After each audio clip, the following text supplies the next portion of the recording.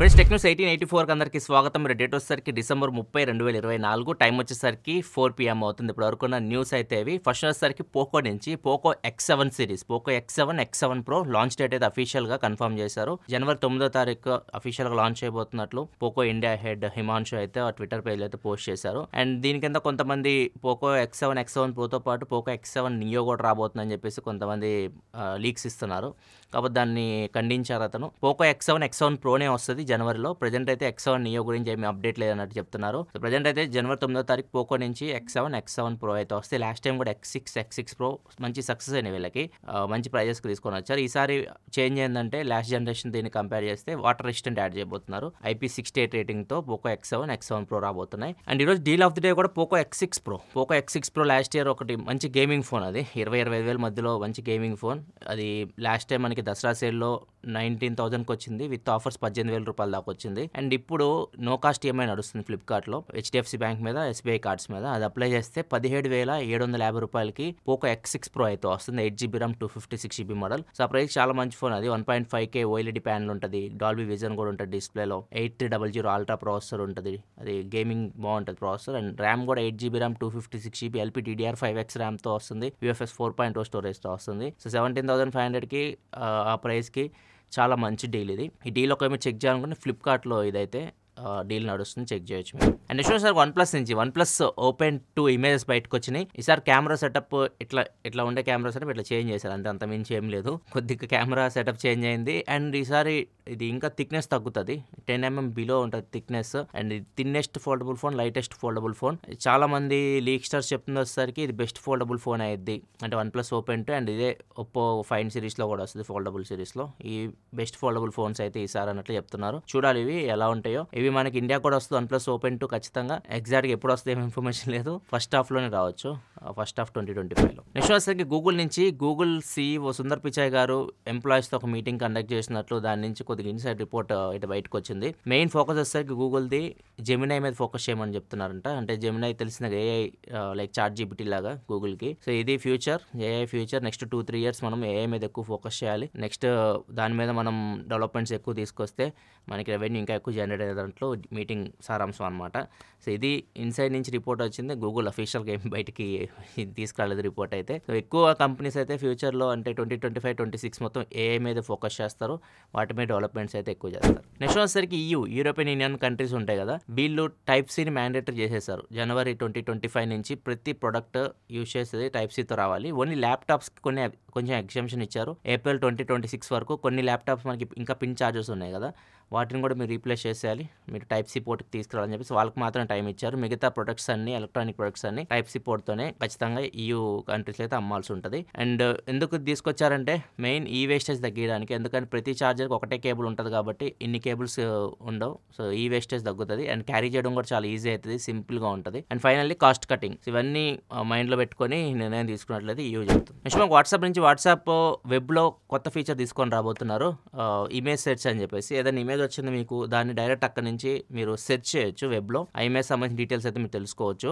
First ఇది వెబ్లో తీసుకొని వస్తారు, తర్వాత నా మొబైల్ ఫోన్ కూడా తీసుకొని వస్తారు. ఈ ఫీచర్ ఎందుకు ఉపయోగపడుతుందని చెప్తున్నారంటే, వీళ్ళు స్కామ్ ఉంటాయి కదా, మీకు ఇమేజ్ ఫార్వర్డ్ చేస్తూ ఉంటారు, వాటి గురించి మీరు ఇన్ఫర్మేషన్ వెబ్లో వెతికి తెలుసుకోవచ్చు, అది స్కామా లేకపోతే రియల్ అని మీకు అక్కడ తెలిసిపోయేది అన్నట్టు చెప్తున్నారు. నెక్స్ట్ మనకి మెటా క్వెస్ట్ ఉన్నాయి కదా, మెటా క్వెస్ట్ హెడ్సెట్లో చాలా వరకు సాఫ్ట్వేర్ అప్డేట్లు బ్రిక్ అయిపోయినాయి, పనిచేయట్లేదు అవి. అండ్ చాలా మంది మెటా కంప్లైంట్ చేస్తున్నారు. అండ్ కొంతమందికి అప్డేట్ ఇచ్చి ఫిక్స్ చేసి చెప్తున్నారు, చాలా మందికి అయితే ఇంకా అవి పనిచేయట్లేదు అసలు.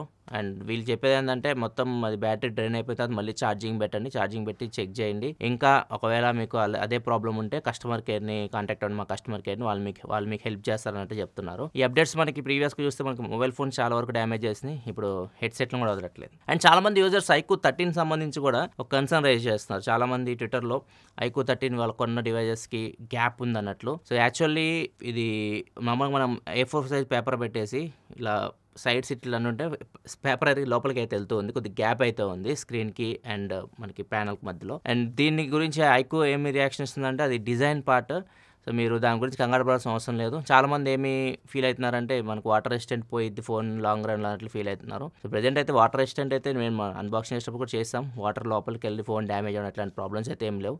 సో లాంగ్ రన్లో ఇప్పుడు ఎలాగో రివ్యూ కూడా చేస్తున్నాను. ఇంకా డీప్గా వాటర్ టెస్ట్ అయితే చేస్తాను. చూద్దాం ఏమవుతుందో.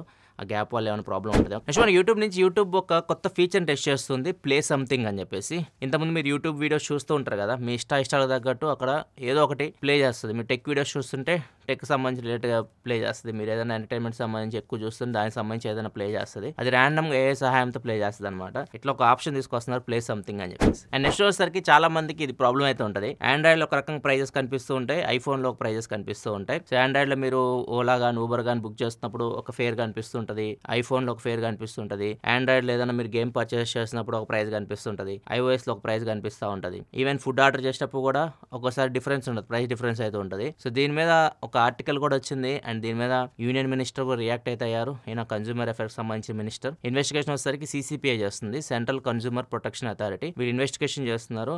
సో ఇది కంప్లీట్ రిపోర్ట్ వచ్చిన తర్వాత మేము యాక్షన్ తీసుకుంటాం అని చెప్పేసి మన యూనియన్ మినిస్టర్ గారు చెప్తున్నారు. సో ఇది ఇద్దరికి ఒకటే ప్రైస్ ఉంటే బాగుంటుంది, ఆండ్రాయిడ్కి అండ్ ఐఓఎస్కి.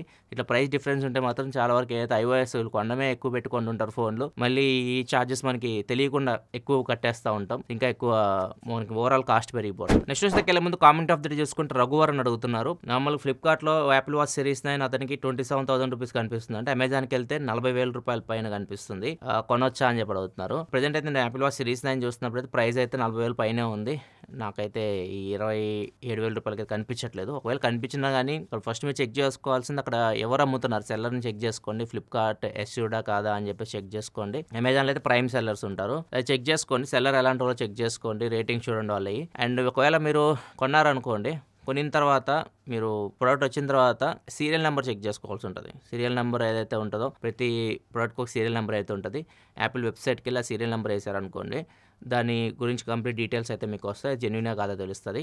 కొంతమంది సీరియల్ నెంబర్ కూడా ఫేక్ చేసే అవకాశం అయితే ఉంటుంది. సో దీనికి ఇంకొక సొల్యూషన్ ఏంటంటే సర్వీస్ సెంటర్కి వెళ్ళాం. సర్వీస్ సెంటర్కి వెళ్ళి ఇంకా మీరు డీప్గా చెక్ చేసుకోవచ్చు అది ఒరిజినలా కాదా అని చెప్పేసి. ఇది మీకు ఒరిజినల్ అయితే మీరు ఉంచుకోవచ్చు, లేదు ఏదైనా తేడా కొట్టింది అనుకోండి మీరు రిటర్న్ చేసేయచ్చు. ఇది ఎందుకు చెప్తున్నా అంటే మా వాడు అక్కడ ఎయిర్పాడ్స్ ప్రో అన్నాడు రీసెంట్గా, సేల్ జరిగిన ఫ్లిప్కార్ట్లో. అది 16,000 రూపీస్కే వచ్చినాయి. వాడికి వచ్చిన తర్వాత అది నాకేదో ఫేక్ అనిపించింది అని చెప్పేసి ఫస్ట్ దాని సీరియల్ నెంబర్ చెక్ చేసుకున్నాడు, పోయి సర్వీస్ సెంటర్లో చెక్ చేసుకున్న తర్వాత మరి మనశ్శాంతి చెందాడు అనమాట అది ఒరిజినల్ అని చెప్పేసి. డౌట్స్ అయితే ఉంటాయి, ఎందుకంటే అంత డబ్బులు పెట్టుకుంటున్నప్పుడు ఖచ్చితంగా డౌట్స్ అయితే ఉంటాయి. ఒక మీరు కొనుక్కునే ఉద్దేశం ఉంటే ఇవన్నీ ఫాలో అవ్వండి, లేదంటే మీరు ఆఫ్లైన్ స్టోర్కి వెళ్ళినా కానీ ప్రశాంతంగా కొనుక్కోవచ్చు. కాబట్టి ఇన్ని ఆఫర్స్ అయితే మీకు ఆఫ్లైన్లో దొరకవు. నెక్స్ట్ ఇంకో కామెంట్ కూడా చూద్దాం. మీరు ఐఫోన్ 15లో ఏ ఫీచర్స్ వస్తాయి అని చెప్పేసి అడుగుతున్నారు. అది అట్లీస్ట్ కొన్ని ఫీచర్స్ అయినా మనకి ఐఫోన్ 15లో వస్తాయి. ఏకి సంబంధించిన ఫీచర్స్ ఏ అంటే యాపిల్ ఇంటెలిజెన్స్ సంబంధించిన ఫీచర్స్ రావు.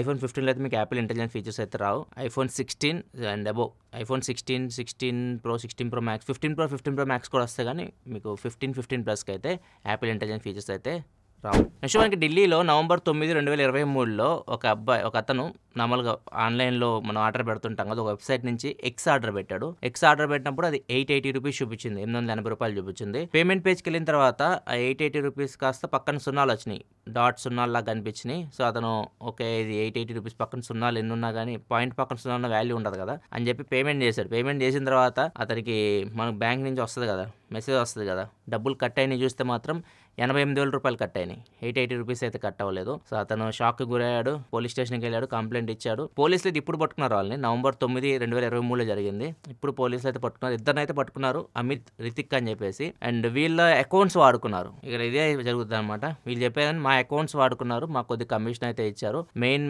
చేసేది వేరే అతను మయాంక్ అని చెప్పేసి చెప్తున్నారు. ఆయన అకౌంట్కి వీళ్ళు డబ్బులు వేస్తారు, వీళ్ళు కమిషన్ బేస్డ్ పని చేస్తారు అనమాట. ఇట్లానే చేస్తుంటారు స్కామర్స్ అందరూ. ఇప్పుడు నార్మల్గా కొంతమందిని పట్టుకుంటారు, ఇప్పుడు చిన్న పల్లెటూర్లకు వెళ్తారు, ఎవరికైతే బ్యాంక్ అకౌంట్ కూడా ఉండదు, అట్లాంటి వాళ్ళతో బ్యాంక్ అకౌంట్లు ఓపెన్ చేస్తూ ఉంటారు, వాళ్ళ అకౌంట్స్ కూడా వాడుకుంటూ ఉంటారు. స్కామ్ చేసిన డబ్బులు వాళ్ళ అకౌంట్స్కి వస్తాయి, అక్కడి నుంచి ఆ డబ్బులు వీళ్ళు విత్డ్రా చేసుకుంటారు, కొంత అమౌంట్ ఏమో వాళ్ళకి ఇస్తారు. ఇట్లా స్కామ్ అయితే చేస్తూ ఉంటారు. వీళ్ళని పట్టుకున్న ఉపయోగం అయితే ఉండదు, మెయిన్ ఎవరైతే హెడ్ ఉంటారో వాళ్ళని పట్టుకుంటేనే డబ్బులు బయటకు వస్తాయి. ఇది ఫ్రెండ్స్ ఇప్పుడు వరకు న్యూస్ అయితే. ఎపిసోడ్ మీకు నచ్చితే లైక్ చేయండి. వీకెండ్లో మన ఛానల్లో వచ్చిన వీడియోస్ మీరు ఇంకా చెక్ చేయకపోతే ఇక్కడ కార్డ్స్లో వస్తున్నాయి, అక్కడ నుంచి వాటిని చెక్ చేయండి. మరిన్ని వీడియోస్ కోసం మన ఛానల్ సబ్స్క్రైబ్ చేసుకొని ఫాలో అవుతుండండి. Thanks for watching, bye bye నా.